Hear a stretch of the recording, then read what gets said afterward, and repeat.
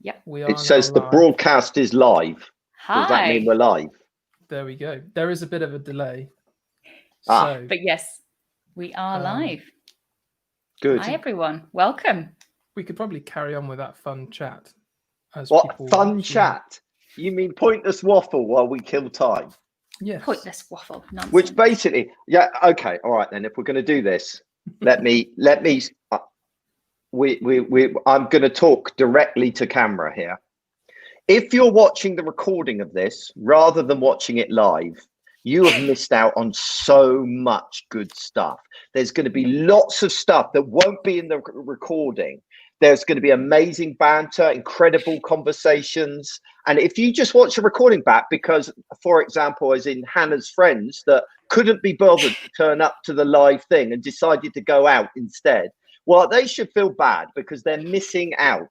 So to Hannah's friends... It's funny because when they watch this on the recording, they will have missed out.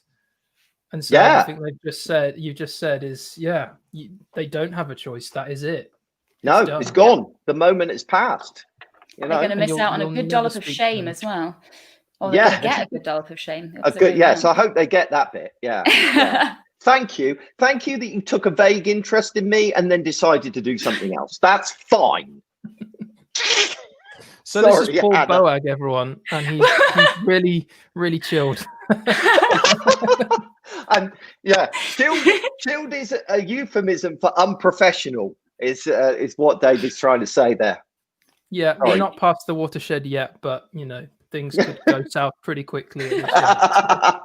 Let's just enjoy it and see where it goes. And poor Tor, when he does the editing of the recording, will just have a nightmare. But so should we wait for a couple more to join us, or should we kick off? I mean, not that we haven't already. Well, I think I think stuff them. If they can't be here on time, then they shouldn't. Hopefully they miss out on the best bit, which is probably this, to be honest, which is just that reflection. I mean, once you start talking, we'll see how the numbers. It's all downhill from there. Yeah. No, I mean, we have got people there. I would request, because this is very much not about us, but about Paul and about the community. So if people can test the live chat, we should be able to see it in the tool that we're using.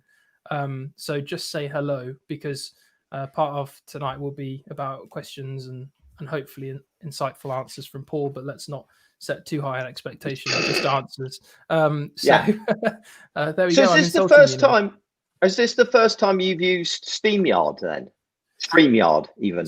Yeah, I've used it before. Right. So I'm hoping, which is why Dave's in charge. Clicking all the buttons. I can be blamed. But hey Ruth. Hi, Thank you for saying hello. How come I can't see Ruth? You click on comments. Yeah, I've worked it out now. See, this is why I work in technology. And Gillian, well, that's excellent. Lovely. Look, see, it's all coming in thick and fast now. Thousands of people, I imagine, are watching right now. Don't shatter my illusion. Don't tell me. Definitely. The counter definitely doesn't say a single digit number.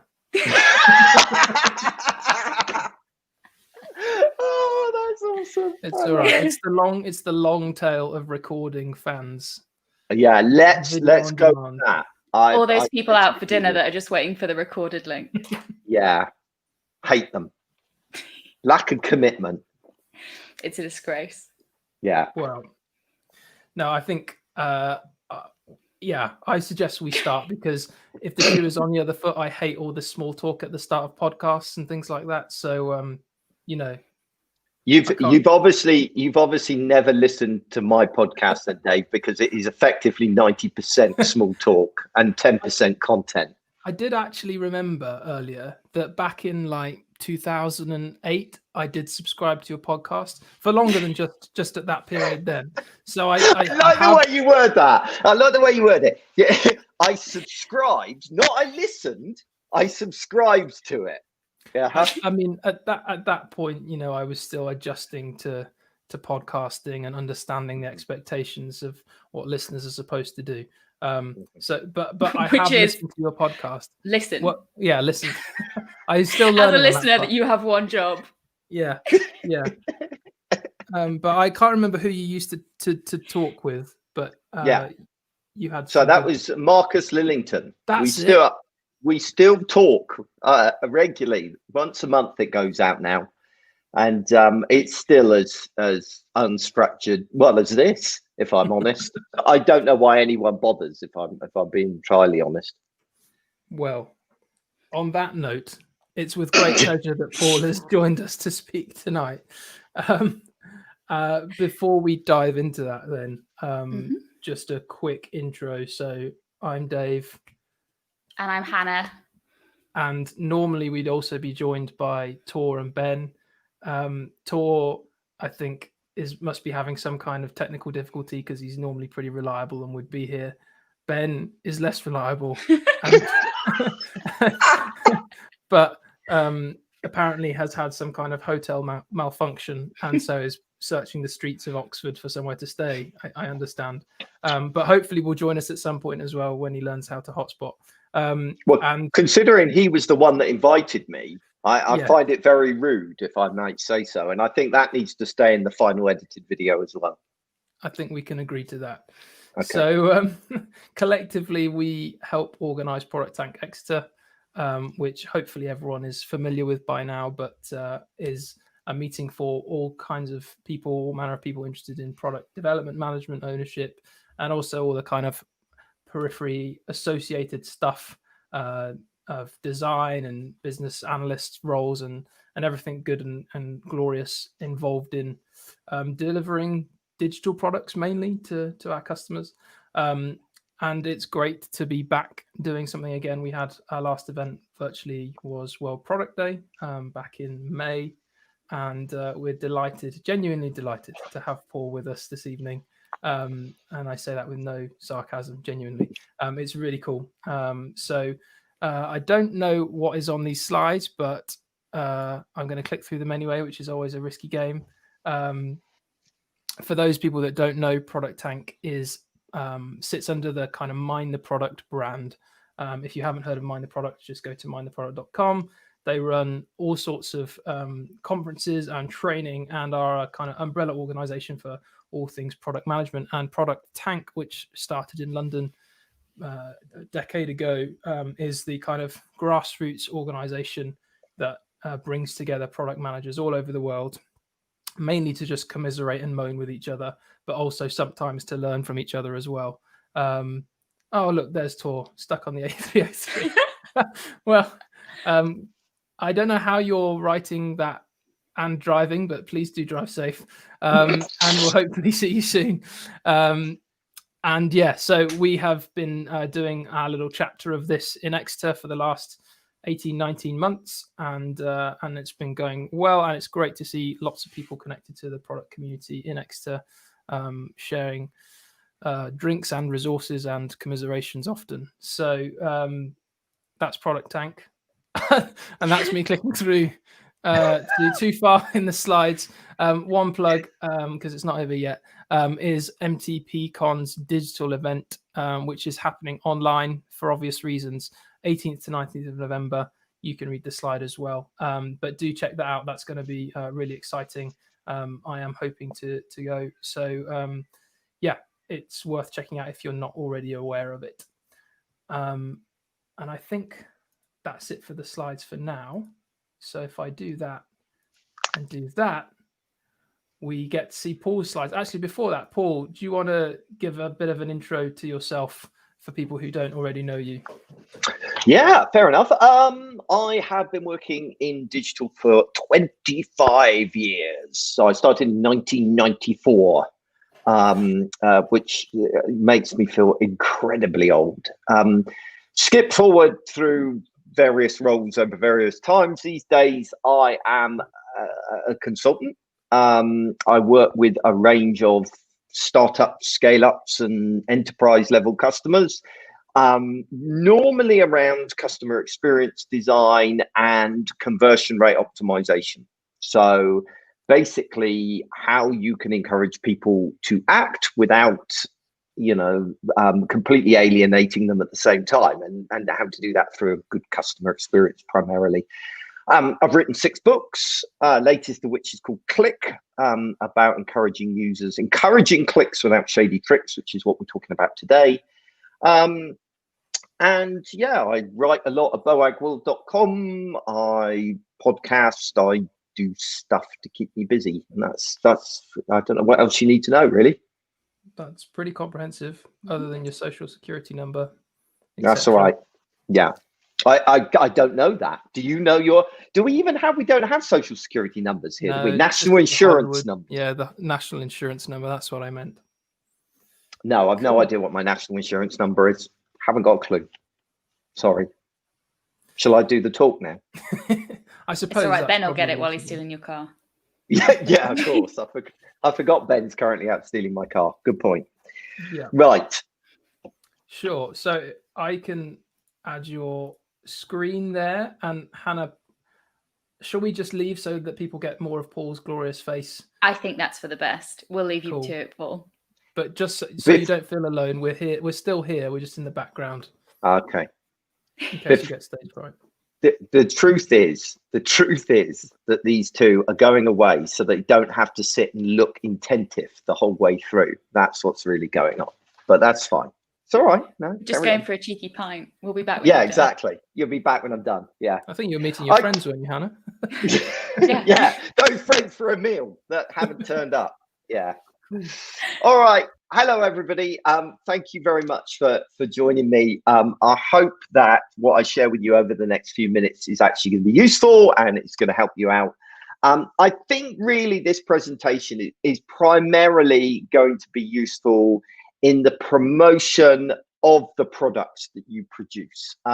So as you try and encourage people to try out what you've got to offer, then the techniques that I'm going to share are just some of the techniques available to you. Now, obviously, a lot of you also work in-house and work for organizations where you have bosses and managers and people that maybe are encouraging you to adopt some techniques that are less than savory in their desperation to encourage people to adopt your products. So hopefully we can help deal with that as well. And you might well be familiar with the term dark pattern. So a dark pattern is essentially this. This has become a bigger and bigger thing recently. People talk a lot about dark patterns. So what I'm going to do in this presentation is explore A, what dark patterns are, B, why they're a bad idea for your business, to give you some ammunition basically to go back to management and say we shouldn't really be doing this. And then finally, we're going to look at some better ways, you know, of kind of approaching things without relying on dark patterns.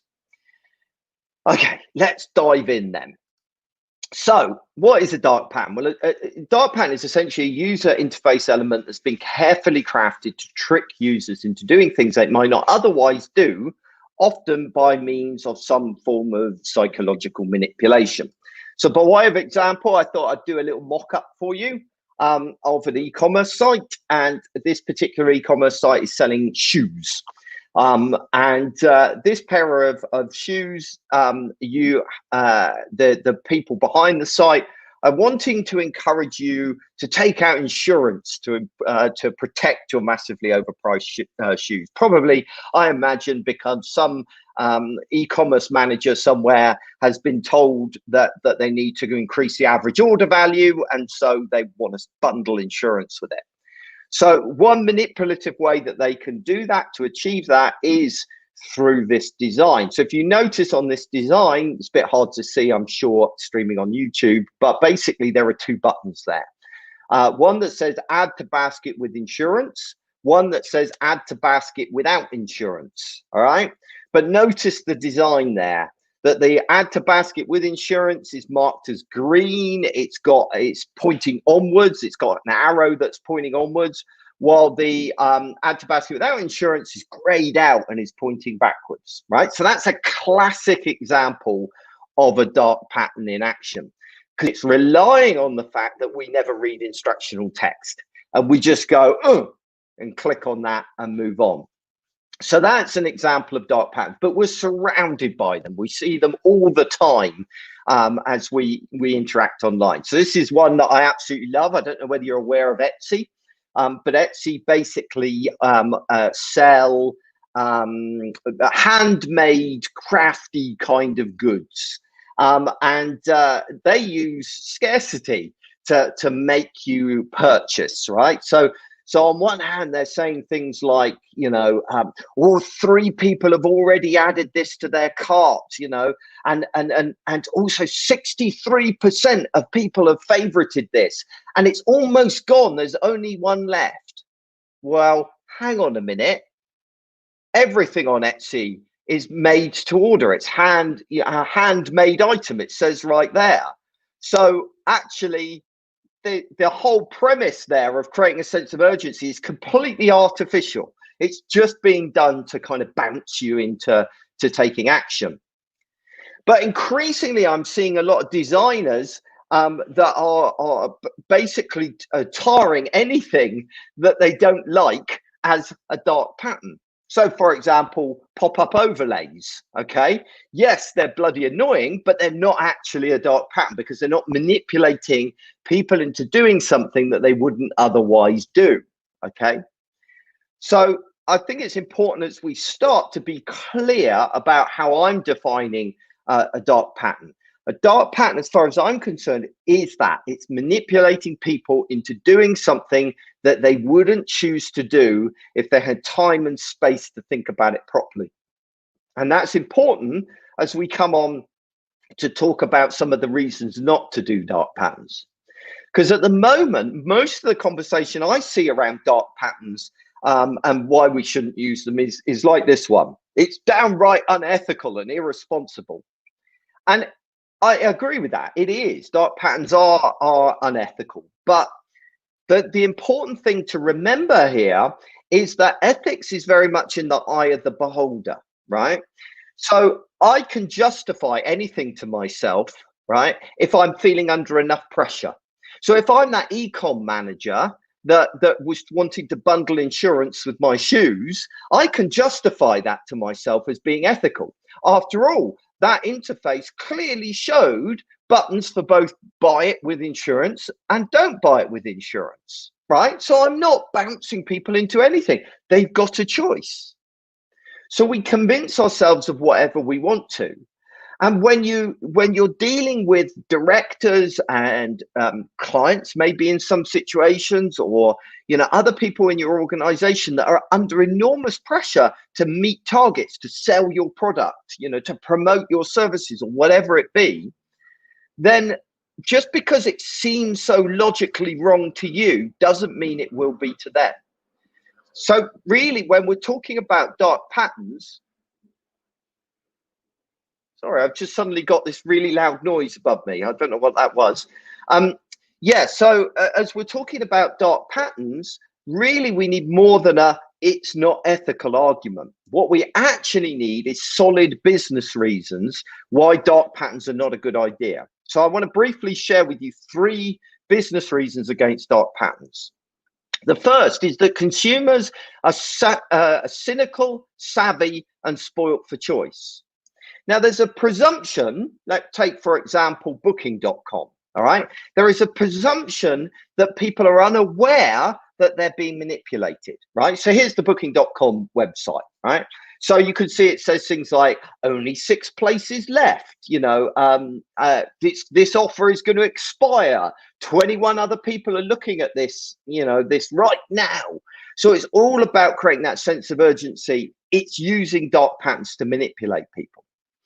Now, our logic is, well, okay, if we're if this works, which by the way it does, right? Statistically, this kind of thing will influence your conversion rate. If it works, then people must be unaware they're being manipulated.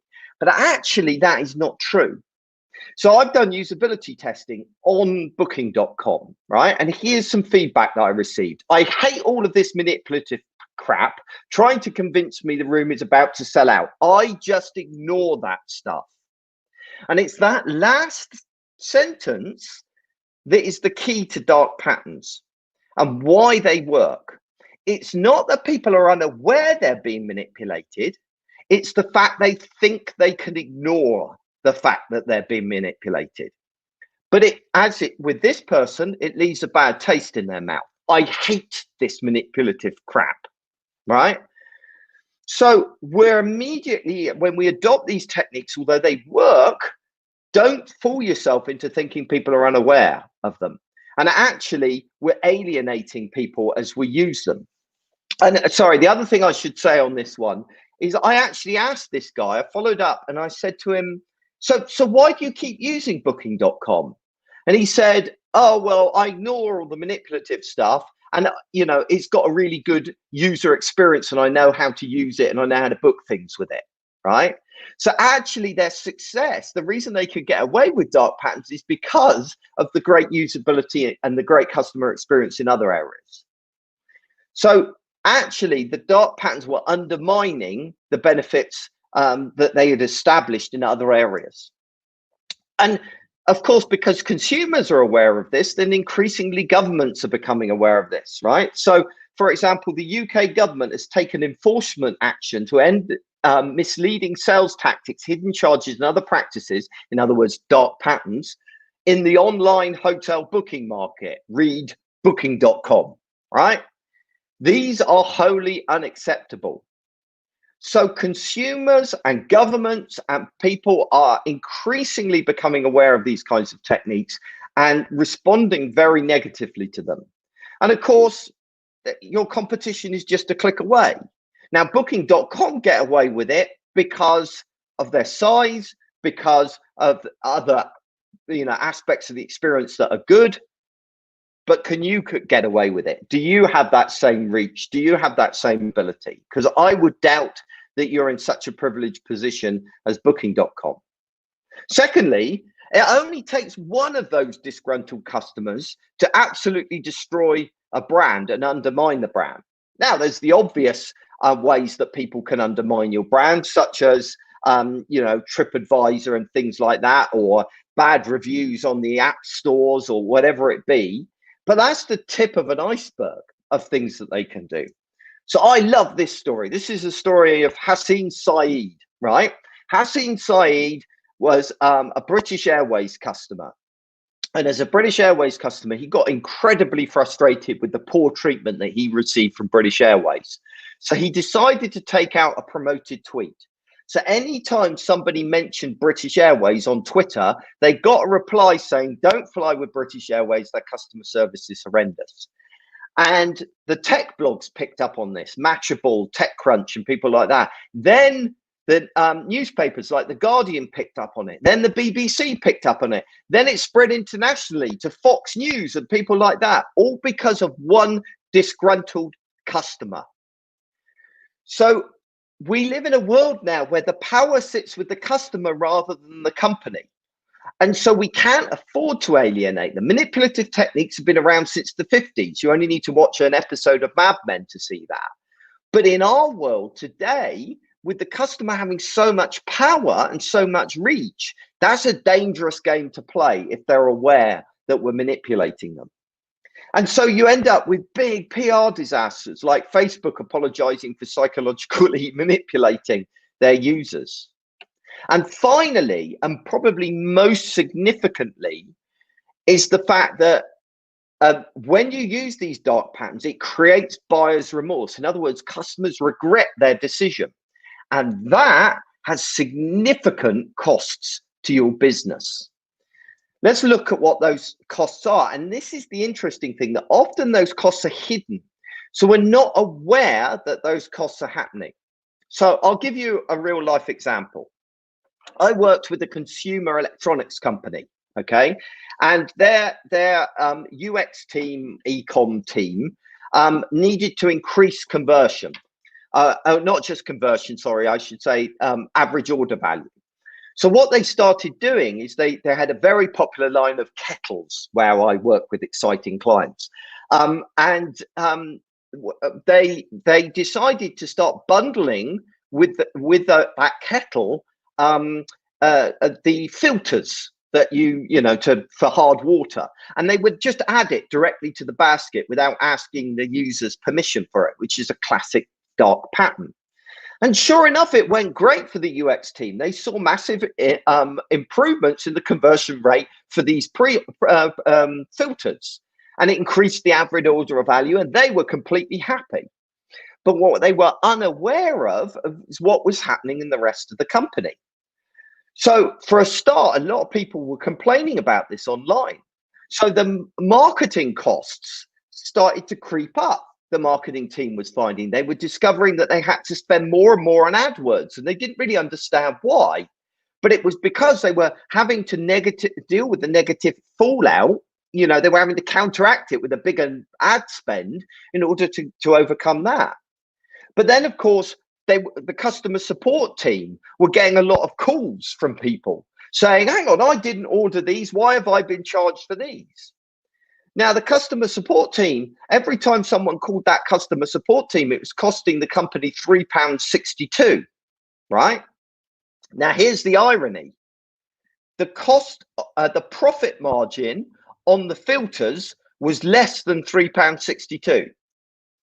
So actually, including the next thing I'm about to say, which is the fact that a lot of people then wanted to return those and get their money back, and all the processing fees of doing the returns, restocking them, and processing the refunds, it was actually costing the business money to use this dark pattern, right? That even though it was actually selling more of those filters, the overall cost was much higher. And you see variations of this happen all the time within organizations, where the cost of manipulating people is hidden behind departmental silos and the way that people are organized. So 3 reasons why dark patterns are not good for your business.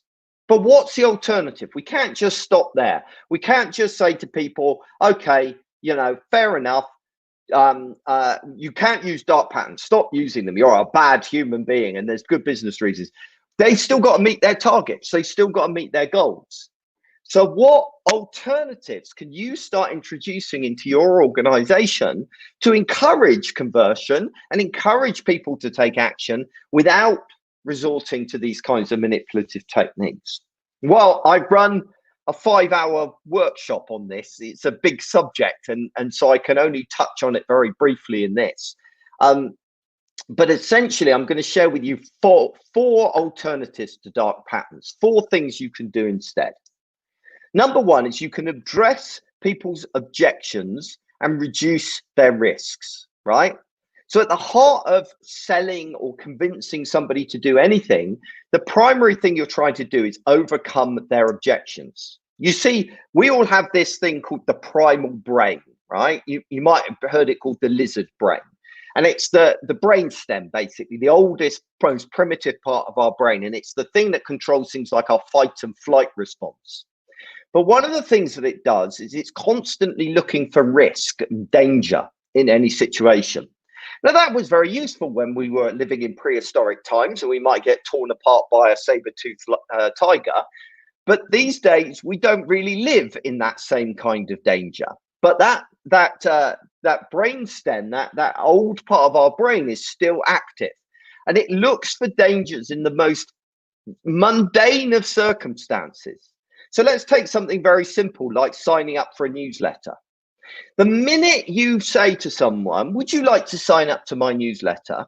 All right, then suddenly it kicks off that fight and flight response, that danger response in our heads, as we try and process that and work out if there's any potential dangers involved. So we start listing through concerns, things like, what if they sell my email address to a third party? What if the content is rubbish? What if they make it hard for me to unsubscribe? What if they send me too many emails? What if they pressure me into buying? What if they get hacked? And all of these concerns go through our head. And if we want to persuade people to take action, to download and try our product or whatever it is, then we need to address those objections and reduce those perceived risks. And one part of us wants to kind of pretend, go, la, la, la, I'm not going to mention or talk about those risks at all because I don't want to plant it in people's heads. But the truth is those risks are already out there. People are talking about them online in just the same way as everybody talks about and knows the fact that the urban legends around McDonald's, that McDonald's chicken nuggets may contain chicken, but we won't go into which parts of the chicken they contain. And there are various kind of negative rumors around these things. And what basically McDonald's have chosen to do is address those head on. So if you go to their website, they say things like 100% chicken breast, right? They directly address people's objections and concerns. And we need to be doing the same. We need to be addressing those risks and explaining why they are not applicable or not true. And I don't mean just burying those answers somewhere, but at the very moment people take action. So take something, for example, one of those concerns in that list, which was what if they sell my email address? All right. Now, I'm sure buried in your privacy policy somewhere, it says that you don't sell people's email address and you use it responsibly. But they're not going to go off and find that information when they're faced with the newsletter sign up form. You need to address those objections at that critical moment. So this is my own newsletter sign up form, right? And I'll read back the text. You won't be able to see it on the screen, but I'll read it back to you because it deals with each objection one at a time, right? So what if they email me too much? Every 2 weeks is how I start, right? So immediately I address that concern. What if their content isn't relevant to me? You will receive support improving your site by creating a better user experience and more effective digital strategy. What if they make it hard for me to unsubscribe? Well, you can unsubscribe in one click. What are they going to do with my email address? Well, I will never share your email address with anyone. And I've associated that at the moment of conversion. So the other thing that we can do is make that a risk worth taking. You can't always address the risk. Sometimes things have got inherent risks in it. So one of the ways that you can do it is not just talk about the features that your product has, right? But actually the benefits they're going to provide to somebody. So I don't just say, sign up to my newsletter. I talk about the result that they're going to get from signing up to my newsletter, which is a more effective website, right? That is, and actually elsewhere on the site, you find me talking about how, increased conversion rates and other benefits that my content provides people. So oftentimes we're so caught up with talking about features, right?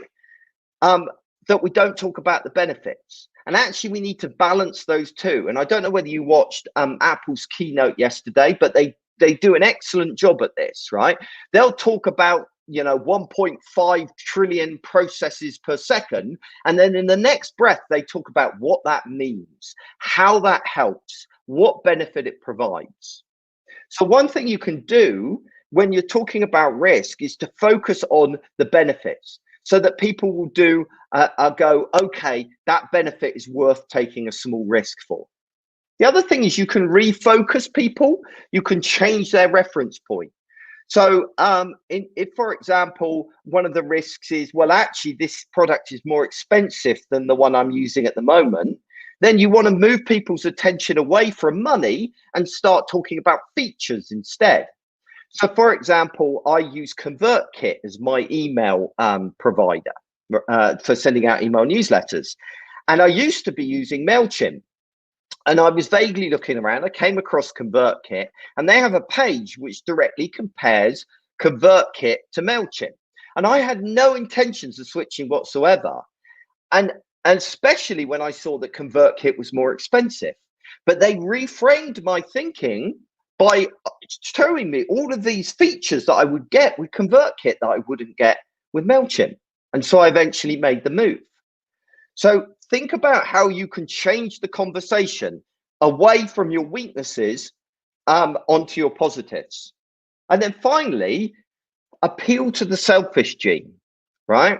Now, what do I mean by that? Well, this is most relevant if you've got a product that's a B2B product, right? You're selling to a business. So I, for example, offer consultancy services, right? And that provides business benefits, you know, improves conversion rate, etc. But oftentimes when I'm talking to the client, my point of contact, I talk as much about the benefit to them personally, right? In terms of being a bigger influence within their organization, getting less stakeholder interference and those kinds of things, because that's the benefit to them personally, not just organizationally.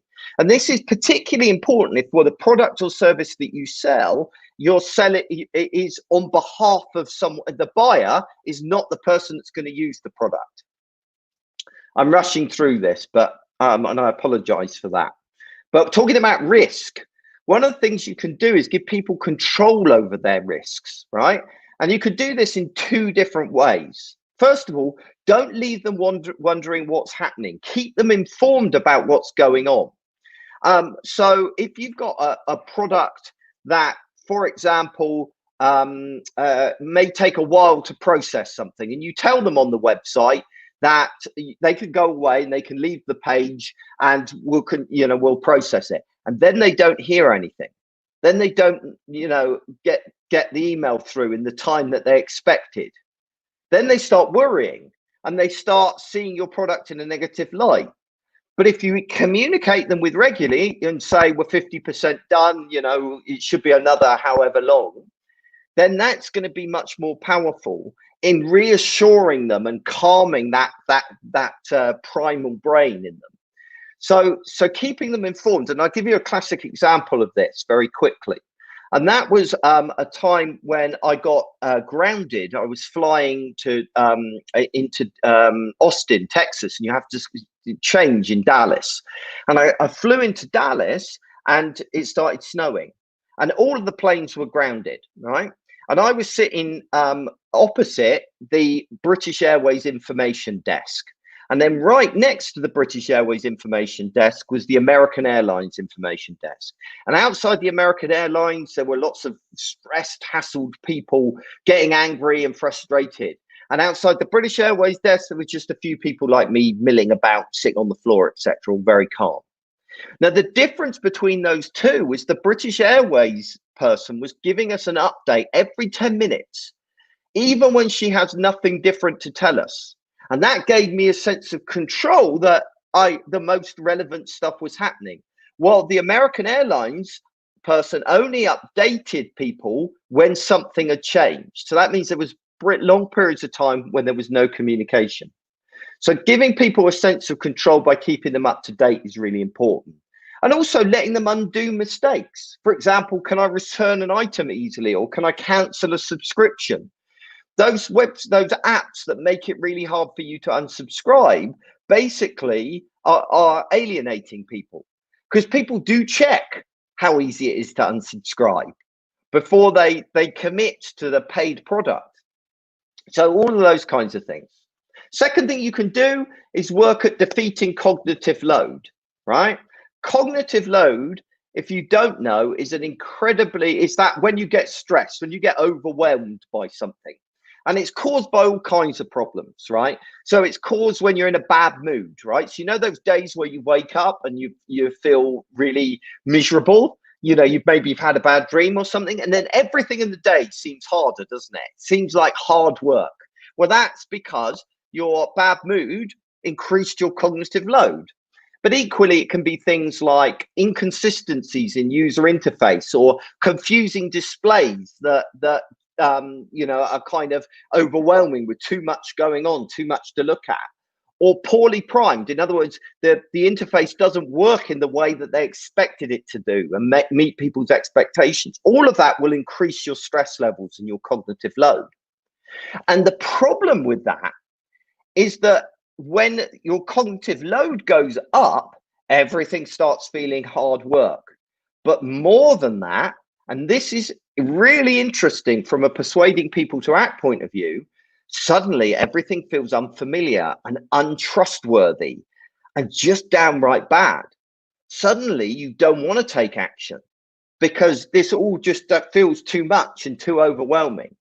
So it's really important that we reduce the cognitive load of our applications and our websites. And we obviously do that through simplifying our interfaces. And the method that I personally use is I systematically work through every single screen element and ask myself 3 questions. I say, can I remove this? If I remove this element, what would the negative impact be, right? Every element has to justify its existence, whether it be a website or an app or anything else, okay? If I can't remove it because maybe it would make the site unusable by a secondary audience, then can I hide it? Can I push this lower down the information architecture? Can I hide it under an accordion or a tab? And if I can't do that because it's actually critical that everybody sees it, but it's still not primarily required for someone to take action, then can I visually de-emphasize it? Can I shrink it? Maybe your privacy policy, you know, or cookies has to be there, but it doesn't have to be prominent. So relentlessly simplifying an interface reduces cognitive load, which increases conversion when people are not feeling stressed. Also, designing your interfaces so that attention is drawn to your critical calls to action. So here's a little mock-up that I've done for you to kind of demonstrate this point, right? So on this design, everything is drawing attention to this shop now button, right? So just to give you a sense, this typography here is creating a V shape that draws your attention down to this call to action button, right? This person's eye line is looking up at the call to action. They're pointing at the call to action. This person on the back of their head, right, has got a triangle shape there that's pointing up the call to action. This person in the background, right, the fact that they're positioned in the way they are draws attention to this call to action. Everything about this is about drawing your attention here. Something may look blindingly obvious to you, but it's amazing how often users miss it in the moment, that they don't see this kind of thing. And so it's really, really important to design for maximum visibility. We also need to limit the number of options. We so regularly overwhelm people with so many different options. We want them to download our product, and you know, we want them to sign up to our newsletter and make a purchase, and we want them to follow us on social media and share it. We just overwhelm people with too many asks, pushing the cognitive load up all the time. Now, there's so much more I could say about cognitive load, but let's move on and look at trust and overcoming cynicism, right? Because this is so important. If you want people to use your app, you know, use your service, you've got to establish trust. And that's very difficult today because people are very cynical. So how do we go about building trust? Well, being open, honest, and transparent is so powerful. And being a human being. I see so many organizations try and look corporate and grown up, and all they do in that process is alienate people, push people away, undermine trust. So for example, when you mess up, right? Let's say something goes wrong, own that. Be honest and transparent about that, like Flickr did when they lost a load of people's photographs in the early days. They didn't write some legal statement covering their asses. No, they wrote a blog post that says sometimes that we suck, that just apologized, took entire responsibility for it, and took positive action to reimburse people. But also demonstrate humanity and empathy in the way you communicate, right? So often the content that we produce, I'm going to have to enlarge this because I'm an old person and can't really see. So let me make that a bit bigger for myself. There we go. So this is some text that was written on the University of Essex site that kind of demonstrates where we go wrong with our copywriting. It says, as well as ensuring we make the most, as well as making sure students make the most of their potential through their academic studies, the University of Essex also provides an environment which caters for all the needs of students through a range of accommodation, catering facilities, and active student union, sports, and the arts. All right. That stinks as a piece of copywriting. And the reason that it stinks is because it creates this barrier. You don't, if someone said to you, so So if you imagine you work for the University of Essex and someone turned around to you and said, hey, so tell me what kind of facilities does the University of Essex have? Oh, well as ensuring students make the most of their potential through their academic studies, with University of Essex, you don't talk like that, do you? So talk with humanity, talk about we and you. So I rewrote this. Student life is about more than just studying. We support you, not the student, not the University of Essex, you, with everything you're looking for, from accommodation and catering through to an active student union, great sports facilities and an engaging arts program. So if you want to build trust, you need to be human. Now, one of the most common ways that people use trust is through social proof, isn't it? But I don't know about you, but I'm pretty cynical about social proof. I bet you if I went to your product page on your website, there'll be a load of logos of people that use your product, right? Or maybe some testimonials, right? People don't believe that stuff. They don't think you really do that. It's not enough these days.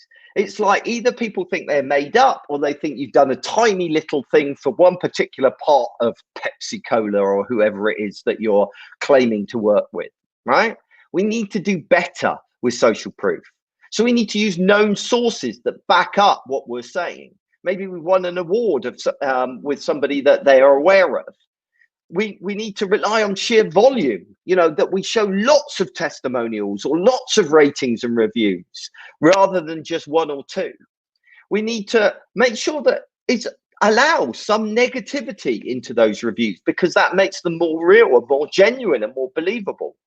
Where possible, if we use a testimonial, get it to be a testimonial taken from social media where you can link back to the source to show it's a real person and it's not just made up. If you use things like video or photographs when you use social proof, make sure they're genuine. I remember watching a product video for one company that will remain nameless, where it was lots of people saying how great their product was. And it was so slick and so well done that it was unbelievable.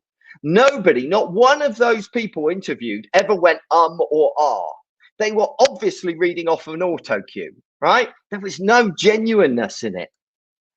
And also work on building a community of advocates who are talking about your brand, because they're much more believable. That's the kind of social proof you're really after. Are you mobilizing your community to the full?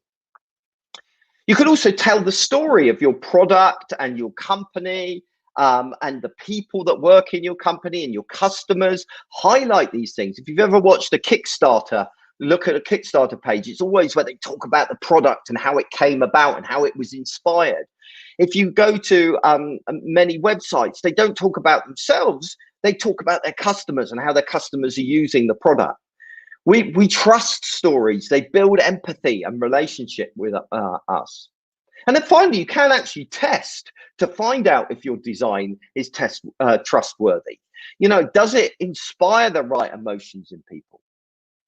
So the very last thing I want to mention, and hopefully this is a given for when it comes to improving conversion, and that is performance and making your website blisteringly fast, right?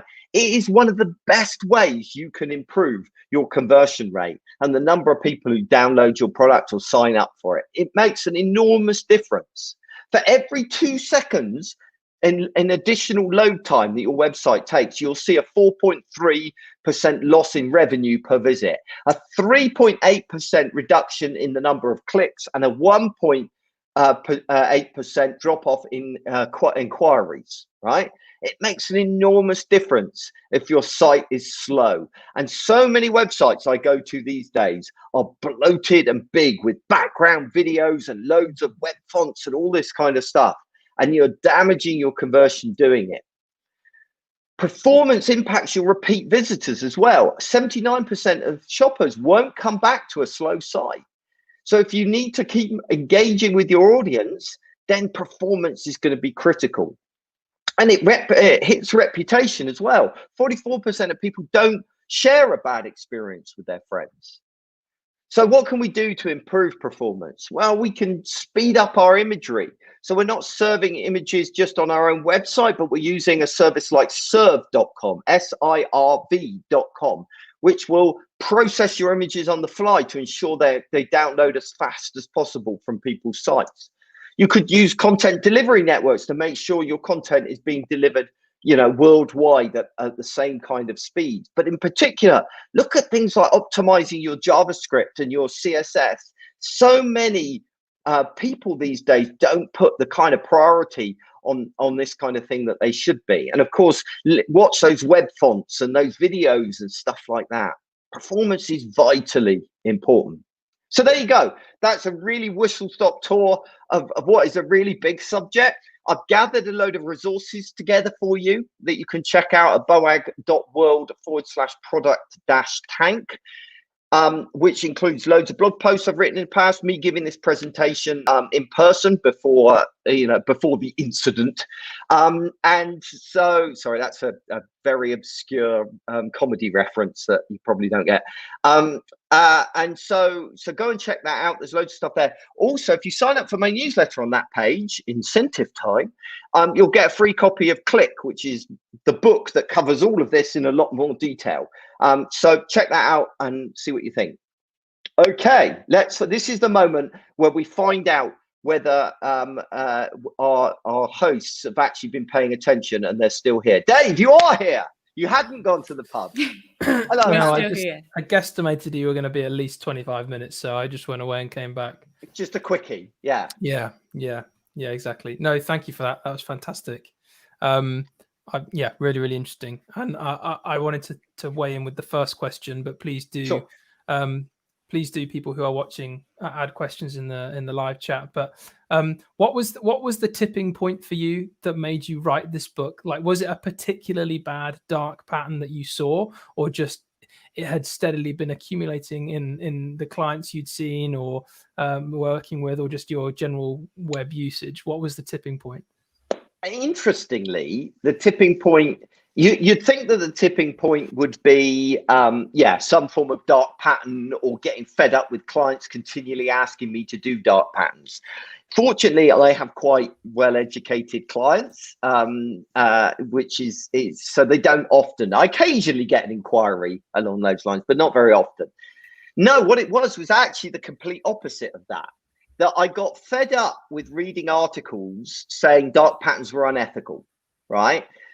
Preachy articles. Do you know what I mean? You're a bad person. And I wanted to write a book that said, well, look, it's not just unethical. There are solid business reasons why this is a bad idea. It's not just about being a good person here. And I also wanted to give people an alternative. Because, it's well and good, suddenly announcing they shouldn't do something. But if you don't give them an alternative, then they're kind of stuffed, don't they? So it was the fact that a lot of people were talking about it in a way that I didn't fully embrace, if that made sense.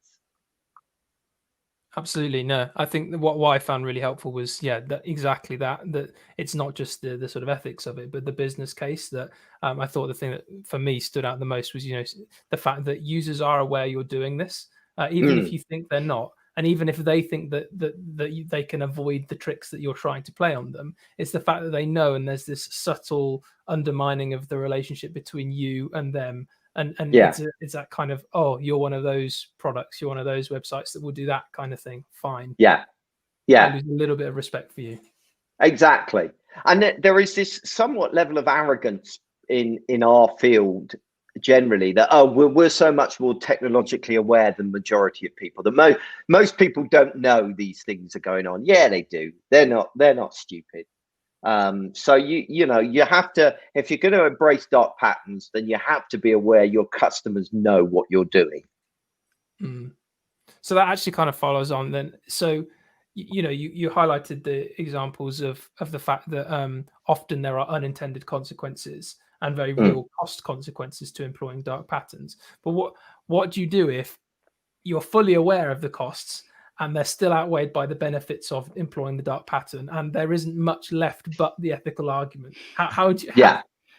Well, in that situation, I do think you're a little bit stuffed, if I'm honest, because I think there are some companies that pride themselves on ethics, and make a big thing of it and all the rest of it, and so yes, you can absolutely make the ethical argument there. In other companies, if people are aware of the cost and they're aware of and they decide to do it anyway, then to be honest, that's their decision as a management team. They run the company, you don't. Now you've got a decision to make about whether that's a company you want to work at. But you know, that's what the choice comes down to at that point, is whether you can personally swallow it. But it's their call. You know, that's why they are a management team. I don't think they'll survive for very long. And if I was in a company like that, I would be looking to exit that. I think sometimes you might, people say sometimes you'll get a response like this. They turn around and go, yeah, we recognize that, but we want to do it anyway. They may recognize it on an intellectual level, but they might not recognize it in the reality of it. Now, what do you mean by that? That's where I would do a little bit of usability testing, right? And even if I have to do it off my own back, and I'll you know, because what you didn't get from that little bit of text where I quoted that person was the level of bile and anger that went alongside that, right? I hate this manipulative crap. It was really, you know, take that, edit that as a little video and send it to people, because you can intellectually know, oh yeah, I'm perhaps annoying people a bit. But that's very different to being confronted by this highlight reel of, you know, 6 people back to back swearing and saying they'll never use you again. You know, that's powerful. So I tend to go, whenever I'm trying to make an argument like that, I use qualitative and quantitative data. So I'll take a few videos like that and say, here's this to prove that these aren't the exception to the rule. Here's the data showing that on this page, we have a 30% dropout in people. You know, and the two together are very powerful. And then if you can associate actual monetary values with that, for example, if you know the average lifetime value of a customer and you know you've lost 30% of customers on that page, so you know how many that equates to, you can work out specifically how much revenue you've lost because of that. Now, of course, there might be a lot of guesstimates and presumptions in there, but it's enough to get people's attention. Even if they then turn around and say, well, your figures aren't accurate. Go, yeah, I know. Why don't we do some proper research and find out? See what I'm getting at? Yeah, absolutely. That's a great answer. Thank you. Do you think that these dark patterns are going to phase out? Do you see them phasing out already? Do you think companies are thinking of them? Or do you think they are thinking, oh, we'll use it. What are your thoughts? Do you think consumers are getting wise and they'll phase out? Yeah, what you see is you often see this in technology. This is an example of my age that I've seen this pattern. But what you'll see is these techniques are picked up by the big boys, first of all, the people that can, you know, so the Facebooks, the Googles, the Booking.com, right? So they start using them and then it ripples down, okay?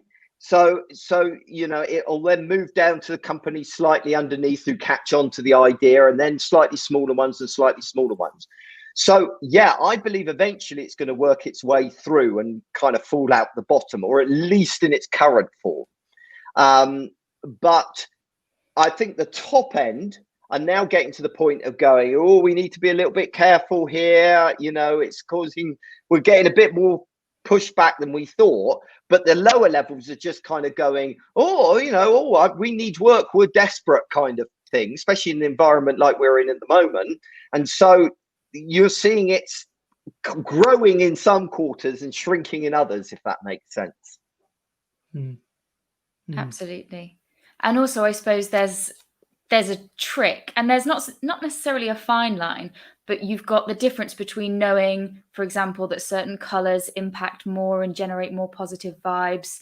And there's a difference, obviously, between that and then the sneaking insurance in and things as you go along. And that's the problem. that is the problem, because it's not so much a fine line, it's a spectrum of gray from dark patterns to very white stuff, right? So if you took this to the extreme, and this I see in some designers, you know, oh, I can't do that because it's unethical, and all we're talking about is presenting your product in a positive light, you know, That's not unethical. It's like, do you remember the TV ads? I think it was Detox. Kills 99.9% of germs dead, right? Well, they don't say that fails to kill 0.1% of germs, right? So, it's okay to be positive. It's okay to position stuff in a positive light. So how do you know where that line is? And this is something that I've agonized over a lot of where that line is. And for me, it comes down to two things, right?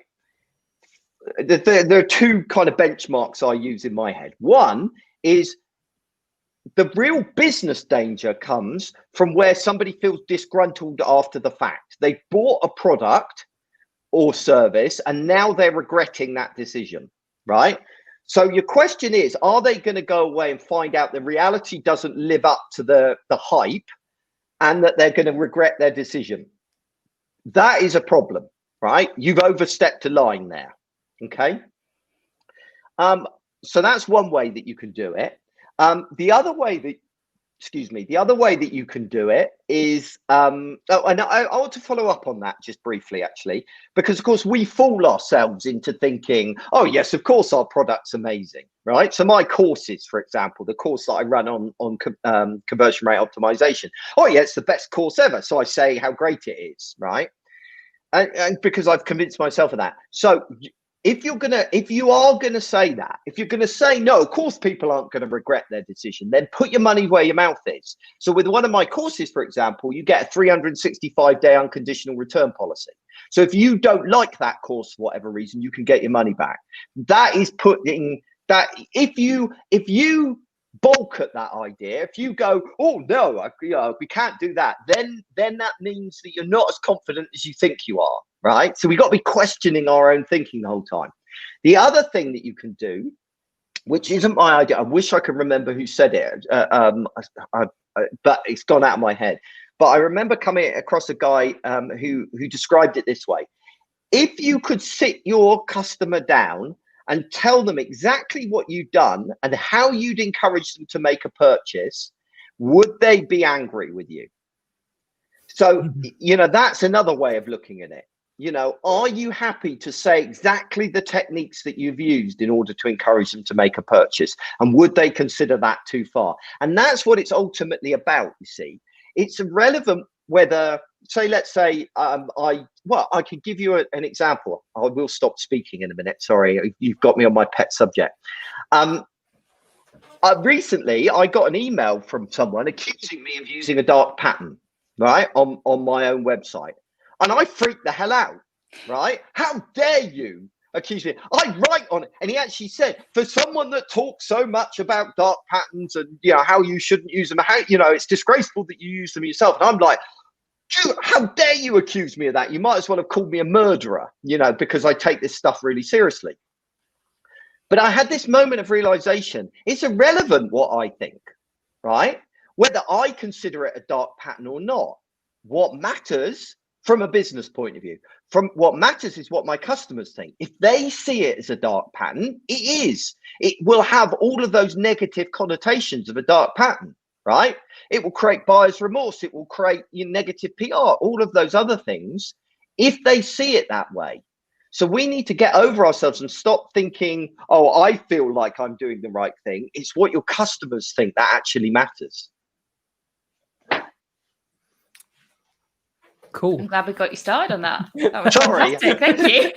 Thank you. No, that's so true. Like, especially, if your customer was looking over your shoulder in that meeting, it was a fly on the wall in that meeting where you're deciding what you're doing, and would they be annoyed? I think that's a really healthy benchmark to say, no, if we can be honest enough, with even the customer in the room, we're doing the right thing. Yeah. There's a question from Tor, which I think links onto that and about kind of trust and authenticity, and it's quite relevant. I guess I'm sure you saw the news of Amazon having to take down a ridiculous number of reviews, and the fact that there are now independent tools to check which reviews from Amazon are legit versus ones that have been farmed. But clearly reviews can be done well, a really good sort of validator of a product or service, and we want to use them. How do you police genuine sorry, the question is, do you have any tips for policing reviews and reassuring visitors that reviews you do have are genuine? Yeah.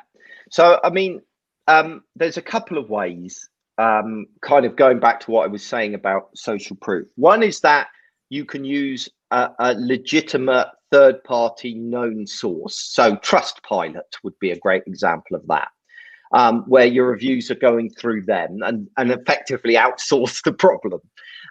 So that's one way of doing it. Another way of doing it is what I was saying about social media, that encourage your users to post their reviews to social media, right? And so when you post them on your website, then you can just go through and, you know, and grab them effectively off of social media. I used to do this for a long time on my own website. The fact that people can click through on each of those reviews, see the review written on social media, see that the profile hasn't just got 2 posts on it, but actually is a real person with years of content behind it, then you add the credibility back into it. The other way you can do it is with things like making video reviews instead. So there's a great course by a guy called Paul Jarvis called Chimp Essentials, which is how to get the most out of MailChimp. And on his website, you can watch this video. It's shit quality because it's him talking to people over Zoom, right? And it's just all of these people going, "Oh, it's great. Your course made all the difference to me." And because it's, you know, shit quality, and because it's obviously real people that don't have perfect teeth and beautifully manicured hair and all the rest of it, you know instantly this is real people, right? So it's using those kinds of techniques rather than, you know, than just, okay, here's a load of written testimonials on the site with no link to source and no credibility, you know? So bad it's good kind of. Yeah, absolutely. And that includes what I was saying about you need the negative things in there as well. So I have a page on my website that has testimonials, right? And obviously, you know, I put the good testimonials on, but you know how sometimes people edit bits out of testimonials and pick and choose. On mine, your things, you know, it'll say something like, I don't know, Paul was is incredibly insightful and knowledgeable, although he's not afraid to ruffle some feathers, right? So there'll be something there. Or another one that says, Paul was the most energetic speaker I've ever seen, but he wouldn't shut up. Or, you know, so there would be a little bit of negative in there as well. And that just reinforces the positive. Well, at least I hope it does. And that's what my therapist tells me. And sorry, Hannah. I was just going to say, what are your thoughts on incentivizing people to leave reviews? Because obviously there's quite often a trick whereby if you go on Amazon or wherever, the only people who are going to leave reviews are people who've either had an overwhelmingly positive experience, at which point the review looks fake anyway, or a negative one and are out for kind of sabotage. So or have just had a genuinely awful experience. Yeah. So what is your, do you have any tips for incentivizing the middle folks, the people who just go, yeah, that was good, and just carry on? Sure. I mean, you know, you can obviously offer any range of incentives to do that, you know, from a discount on next purchase to, you know, a free download. Like I'm incentivizing people to go and sign up for my newsletter by offering them a free copy of my book. That's the way it works. The other way you can flip that on its head, and this is quite a useful technique. And again, I use this with my newsletter.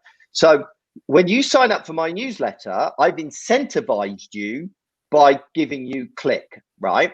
And so what that means is you're calculating that into the risk, okay? You're calculating it into the effort. If I hand over my email address, part of that transaction is I'm going to get, you know, regular good quality content and a copy of click. It becomes a part of the transaction. But there's another thing that I do, which is called I can't say it, unfortunately. Reciprocity. Thank you, Dave.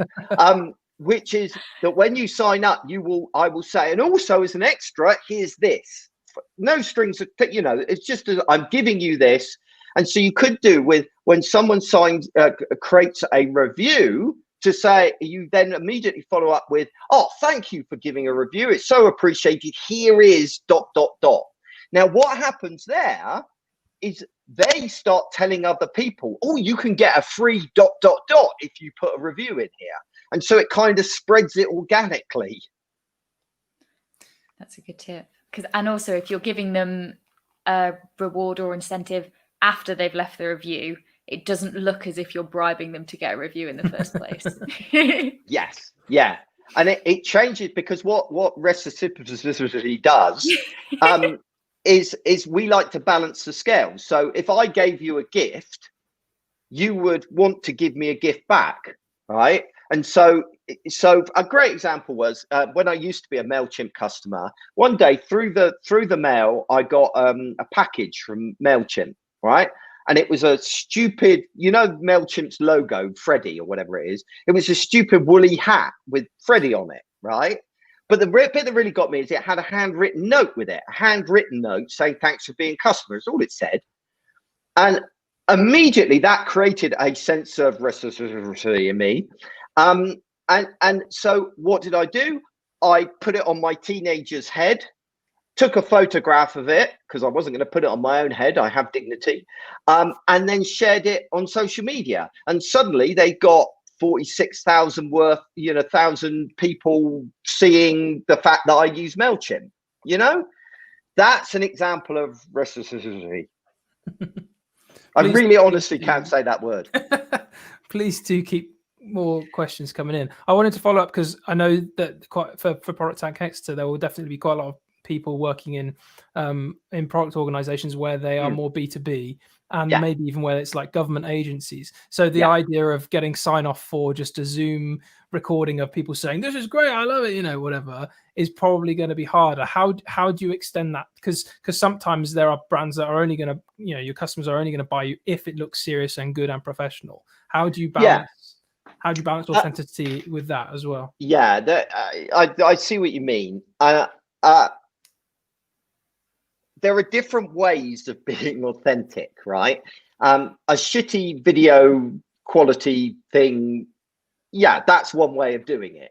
But it's not the only way, So if you do record videos and you decide to, go and actually record these people, it's just basic things like, actually, the fact that I just said, there, I took a pause, I hesitated. I was obviously thinking on the fly rather than just reading off an auto cue. There's slick and then there's authentic, right? Oh, sorry, there's slick and then there's professional. You can create a professional quality video without it straying into being slick. Do you know what I'm getting at? Yeah. It's quite a hard thing to quantify. That's the trouble. It's like that Justice Potter quote on pornography. I don't know how to define it, but you put it in front of me and I'll tell you if it is. I know it when I see it. Yeah, absolutely. And so it is difficult, and people are very savvy. They're very good at picking up whether something is genuine or not, right? And so make it genuine. Don't prime people beforehand to have, one thing that people do, because people get nervous going on camera and talking. So often they want to know the questions up front, right? Okay, give them the questions, but then make sure you add 1 or 2 extras as well. So they're not quite so prepared and maybe are a little bit natural, more natural. Don't try and minimize the setup that you've got so that they're more relaxed. So for example, I'm talking here on a reasonably good quality camera and a little light and stuff, but I don't have a huge lighting rig or anything like that. And this is all I produce videos with. It's good enough, but it's not intimidating. So the people that are sharing are more relaxed, and more chilled out, Absolutely. So one question to be sort of a little more positive, I guess, is, we talked a lot about dark patterns. Are there things you're seeing that, for lack of a better term, are light patterns, really good things you are seing that can cascade through the industry, as you say, that maybe some of the big players aren't doing because they're all evil nowadays, but good things we can look to? I think, it's a good question, not one I've been asked before. I've got to say, I think there are companies that really are applying many of the principles that I've talked about. Right. I'll give you a ridiculous comedy example of it, because I'm that way inclined, right? This is kind of embarrassing, right?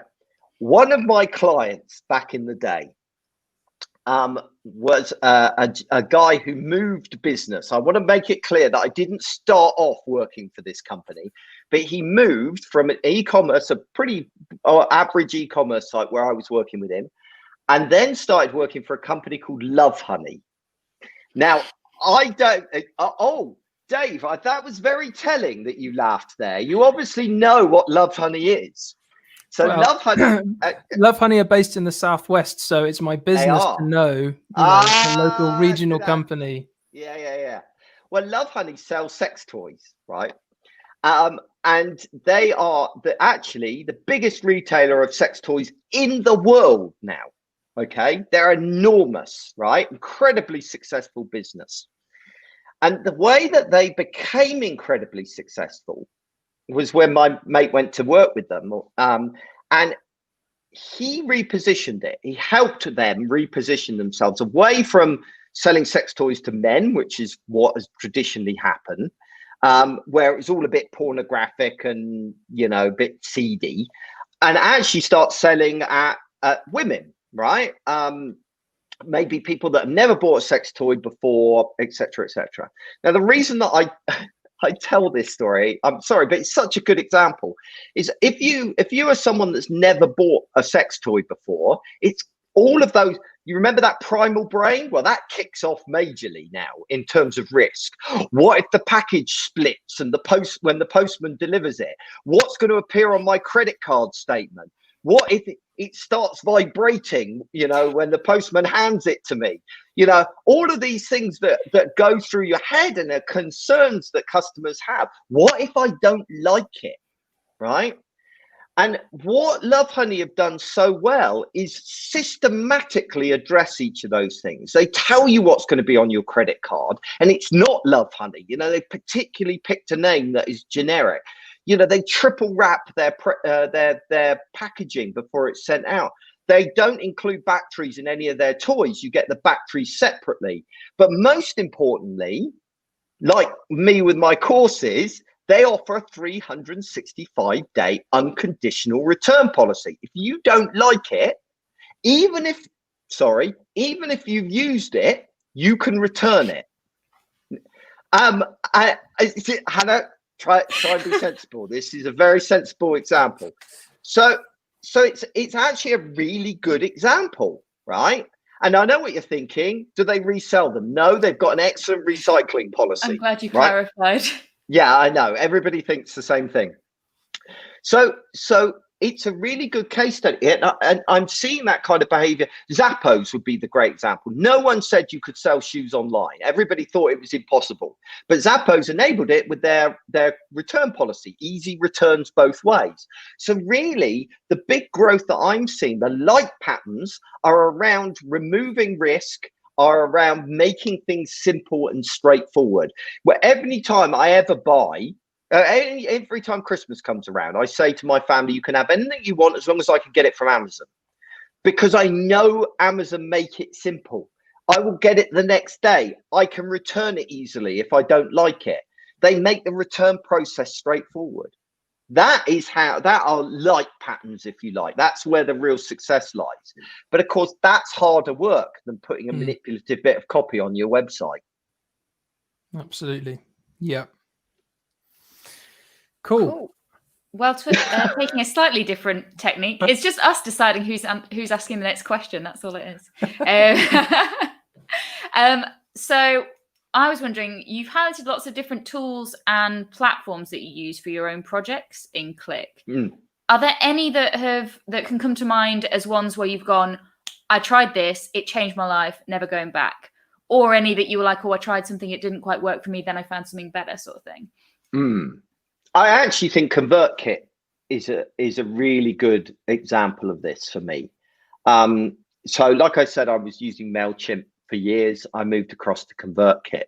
And what really impressed me about that product, what the big difference is, it made everything usable. It was structured, its mental model of how it structured stuff matched to the way I thought, right? But it doesn't actually offer much functionality that MailChimp doesn't. But it exposes that functionality in an easy and inaccessible way. And the reason it had such a profound impact on me was I was almost dismissive over email and the power of email, right?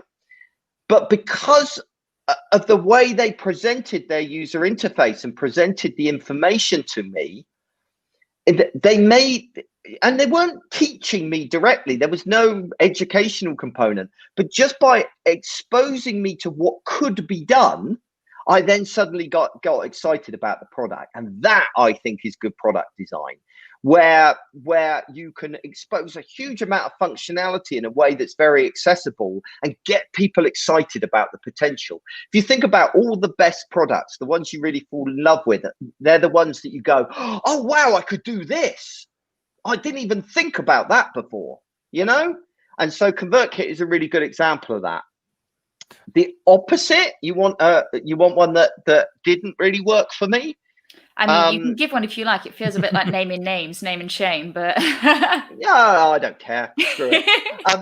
The one that I was in love with for a very long time and fell out of love with would have been Evernote, which is very, very poignant because they've just updated their iOS app and finally addressed a lot of the things, and they fell into the classic thing of adding more and more functionality, right?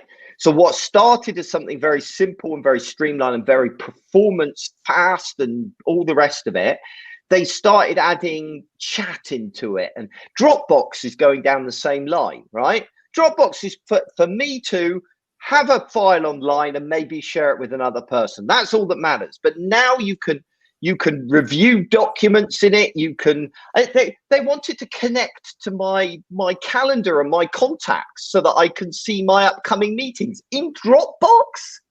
You know, that's not what Dropbox is for. So, and Evernote fell into that gap. You know, they were adding all kinds of stuff I just didn't care about. And it bloated the interface and it became harder and harder to use. It's that classic adage, isn't it, of focusing on a really small niche of people. Yeah. And pleasing them. It's better to have, 100 massive fans than a million people who are so about your product. Yeah, absolutely. But it's to be focused on what you do as well. So okay, something like Evernote actually was a product for a very big market. There were a lot of people that potentially wanted to use it, but they just did a very narrow and specific thing, which was organizing your notes and your thoughts, right? But then they had to they went, well, we want a bit of that business pie, so we're going to add in all of those kinds of functionality, and that's where you start losing your focus, I think. It's a dark business pattern. Definitely wanting to grow, and well, not that that's necessarily wrong, but yeah, just that you are right, Mike. Yeah, more and more and more, and that's because you get into you've got to remember, sorry, just to say, I lived through the original .com boom, right? So I'm a cynical, bitter, twisted old man when it comes to products, right? And so when I look at things like, taking on venture capital for a product, that's where you get into those kinds of dangers, because those venture capitalists want a return on their investment. So they're always pushing you to grow and to expand, right? And that's why I tend to prefer bootstrapped companies like, say, Balsamic, that have grown slowly and organically. And as a result, they've managed to stay incredibly focused on what it is they do, because they're not under that pressure to constantly expand and be more than they are. But playing devil's advocate, and I say this because I used to work for a platform that helped businesses raise venture capital. So cards on the table. VCs aren't stupid. They recognize that a classic way to cannibalize your own growth is to not serve your customers. So surely, actually, it's in their interest, if they know that companies that succeed are the ones that stay lightning focused, to encourage growth, but to encourage good growth. Yeah, I mean, it obviously depends. It depends on the venture capitalists you're working with. And it also, it's not even just about what the venture capitalists' real expectations are. It's what their perceived expectations are. So if you as a founder feel that you need to provide them with a return on investment and need to do these things, even if the venture capitalist doesn't necessarily require that. And I think you've got to say that my knowledge in this is very out of date, because when I went through the dot-com bubble, you didn't use venture capitalists, you floated on the NASDAQ, and that's a different, that's a different ball game entirely. So don't take me too seriously on this. I know when I'm a dinosaur. No. I just think it's interesting how many of the dot-com bubble products have ended up materializing, and some of them actually quite successfully. So arguably they were good ideas, just too soon. Yeah. I mean, the dot-com I work for, you can build probably in an afternoon now using Google API and Wikipedia, It's scary, really, isn't it? that does lead me on to a question, which is, there are now so many tools to use and sites saying, we've got a product that will help you increase optimization here, XYZ, so many podcasts to listen to, blog posts. It feels like genuinely every week, and I'm subscribed to a few different product management articles, that if I read everything, I would literally not want to come out of a cave for shame for all of the things I am not doing. How do you stay balanced and not just feeling, like you're not doing enough? How do you keep on top of the right things? I don't know. This is a personal thing. I mean, I think there's a huge presumption that I do stay balanced and I do feel like I'm on top of the right things. I've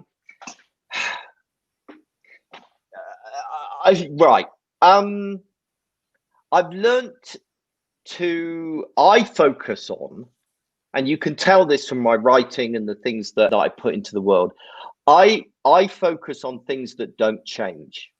Right. So you won't find me writing about React, because React will go away at some point when something new comes along. You won't find me, sorry, those people that are into React, it isn't going to be an eternal product that is forever there. I'm sorry to break it to you. And so there's a lot of these kind of things. Even back in the day, I never embraced Flash because it felt temporary. It felt out of step with the fundamentals of what the web is, right? And it was, but I'm not even talking about that kind of stuff. The things, so everything that I focus on are things like, what have I just talked about now? Basically human psychology, right? So unless we all get augmented with AI intelligence, that isn't going to change anytime soon, right? I focus on business skills and soft skills and things that about people, because people are the consistent factor. So that's kind of how I narrow my scope quite a lot. In terms of the amount of information that you are hit with, for me, I need to hear about something. It needs to come into my circle several times before I'll pay attention to it. So let's take React, for example, right? I can honestly say that I've only started to pay attention to React in the last 2 weeks, right?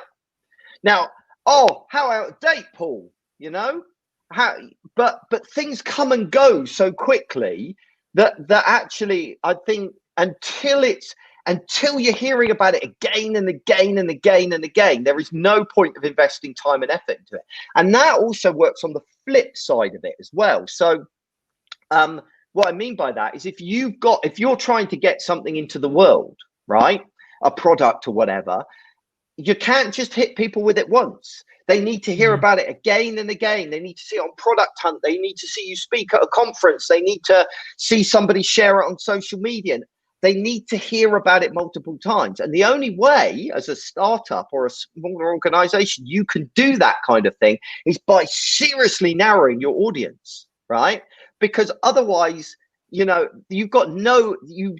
be like a pebble dropped into an ocean, right? You've got to aim at a very tiny puddle and throw that stone pebble very hard to get the kind of impact you're going to need. So for example, when I sell my services, I'm not trying to market to everybody, right? I pick one sector at a time. So, I might be concentrating on just, digital team leads within large charities, right? That's my audience. and then I go and ruin it by doing something like this, where they don't fall into my category. But anyway, now they know they're coming. You're coming for them. Yeah, product owners. They're my next audience. Yeah, well, we have a huge charity viewership, so yeah. Oh, there you go. I did. To be honest, I just pulled that out of my arse. It's one I've done in the past, not necessarily one I'm doing right now. But it's not that I turn away. Somebody comes to me from some other organization. I don't say no. You're not allowed my product. It's about where you invest your marketing efforts is what I'm getting at. Absolutely. So talking about getting the right people, bringing them on board, you've spoken in your book a little bit about mapping out customer journeys and making sure that they come in right. Any tips that you can share with our viewers today?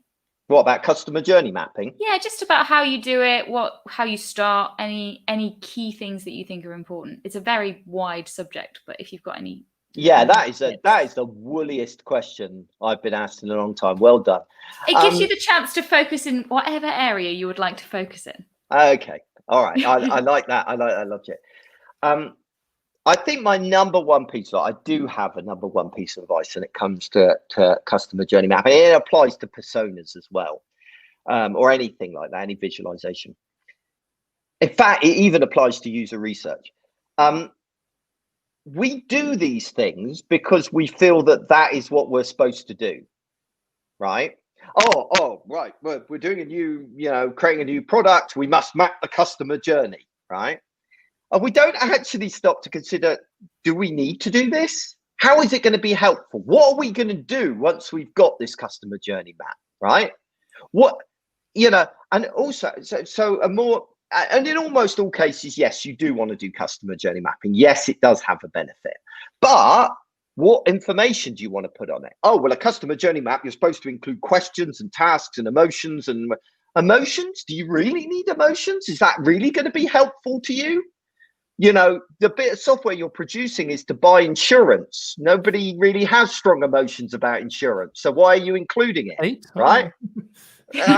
Sorry, Dave. I didn't know you got excited about buying insurance. I'm sure there is someone out there that does. So my point is, really think about the tools that you use. Don't just do something because you feel you should do it, and make sure that any information you're collecting is actually stuff that you can use and will help your product, right? So one of the big things I do when I map the customer journey, which a lot of people don't seem to do, and I don't understand why, is one of the things I map are weaknesses. Where do we let the customer down at different stages in the journey, right? Because that's something tangible I can fix, right? Knowing that somebody is ecstatically happy at the point of purchase doesn't really help me that much in my design. Do you see what I'm getting at? Yeah, absolutely. That was a great point. I was just thinking then I've been talking about my own onboarding journeys and things today. And yeah, where are we really letting people down? I mean, obviously it's nice to pat yourself on the back when things go well, but if I'm not focusing on where things aren't, I can't really make a massive difference. No. The only way you can improve an onboarding experience is by identifying where it's weakest. Now, it might be that its weakest point is actually still really good, but that is your only opportunity to improve, is at the weakest point. Absolutely. Cool. I mean, have I broken you yet? No. I'm just, we can keep going for hours. It's how long have you got? Yeah, I have a principle when I do things like this, that I will talk as long as the people are willing to listen. So that's fine. I'll go get myself a glass of wine. I'll settle in, but it depends whether you've got more questions. Well, I think, yeah, I've got one more. I don't know how many you've got more, Hannah. And it feels a bit cheesy to ask it, but at the same time, talking about I will mock you for this. Well, fair enough. I've mocked you. It does feel like, given COVID-19, we are having to be more adaptive in terms of how we do good user research. We can't rely on just getting people in and doing various things in person. I was interested in, have you seen, and I'm asking this to people I speak to quite regularly because I just want to pick up new ideas. Have you seen things that have really impressed you as to how businesses, individuals are adapting to still get high quality user research done in light of current circumstances? Yeah. I've seen, can I change your question slightly? Because you're the guest. I can't say no, really. It's too hard. I can't answer your question. So I'll make up a question of my own. I've seen people make mistakes, which is the big mistake that I see people making quite a lot is trying to replicate offline online, right? So let's take customer journey mapping, right? Most people create a customer journey map using a workshop, don't they? They create a workshop and everybody maps customer journey together. I was talking to someone yesterday who said, we're 6 hours into Zoom calls, right? using Miro, the whiteboarding tool, and I want to kill myself, right? Well, what the hell are you doing? And I think that's a big mistake I'm seeing a lot of people make, that they just try and replicate what they did offline, online, and it just doesn't work like that. You work with the strengths of the medium that you're in. So take, for example, customer journey mapping. I've been doing some post-COVID, and I've been doing it really through a combination of surveying, through, believe it or not, I've even used card sorting exercises in it. I'm kind of cobbling together different things that will provide the same outcome. Top task analysis, if you've come across that, there's a bit of that thrown in there as well, that will get me to the same result, give me the outcome, but not trying to replicate the same method of getting there. So I think that would be my response to that, just let go of how we did it in the past. We're not going to be able to replicate that.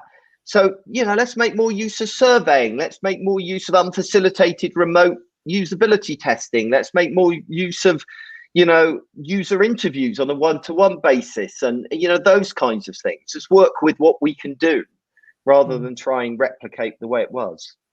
Makes sense. And it kind of mirrors the answer to the last question. Focus on what you can improve rather than just picking on what works well normally. Yeah. Good stuff. Absolutely. Well, that was my last question. I don't know, Hannah, if you had anything else, or if anyone still watching had some questions. It's a fairly good one to end on, I think. All right. Well, I've broken people. That's good. I always like to. I pride myself on my staying power. I will stay here. I'm impressed. Of me. I'm impressed that you didn't have that glass of wine with you already, that you're going to get it now. Yeah, I am. Yeah, I confess that's coming right after this, if I'm honest. That's entirely justified. We're past the watershed now, so that is one of the downsides of moving these events online, is that when you meet in person, you normally have a beer with you. That's not as good as that. Do you not have a drink constantly? Like from 9 a.m. onwards? Yeah, of course. Since COVID, I'm alcoholic, but yeah, just as a general rule to get through the day, That's anyway, How can we finish in any more of a positive manner than that? I think that's we've peaked. Awesome. Yeah. Thank you. What I would say to everyone is, do go and check out Boagworld and Paul's blogs, etc. There's loads of cool guidance on there. And do get a chance to read Click if you can, as well as his other books. There's a lot of information about the stuff that he's talked about today in a lot more detail, as well as loads of other cool stuff as well. So do check out that stuff. I've heard it's easy to sign up to his newsletter as well. Yeah, and I heard there's an incentive as well. There is an incentive. That's boag.world/product/tank. No, sorry, that's not right. I got it wrong. See, sorry, no, it's no world/product-tank. Well, I do want to do that link in bio type thing. Yeah. Like and subscribe. Do that thing. Yeah, exactly. Awesome. Support the channel and all of that. Yeah. Well, this is the products channel, so we're just going to take this and put this on the ProductTank Exeter channel anyway. It's our content. So support that Hashtag channel content. instead. Yeah, Yeah, that's fair enough. It's your thing. exactly. I don't Well, thank care. you so much for joining us. Genuinely, it It's a really is pleasure. great. It's Yeah, been it's really, lovely really to fun. catch up. All right, and, I shall leave you then. Yeah, well, thank you. And there's All nothing right. more really to say other than thanks for coming. The recording will be online soon, so you can relive all of Paul's wisdom. And yeah, And don't Hannah's forget- friends can catch up with it because they couldn't Exactly. bother to turn up. Hi Whilst to they Hannah's die of friends. shame. Yeah. And we do have more events planned, more digital stuff like this planned. So thank you ever so much. Wave to Ruth and others who are still there. Thank you so much for being with us. Thanks, Paul. And see you soon. Thanks Bye. all. Ta-ra.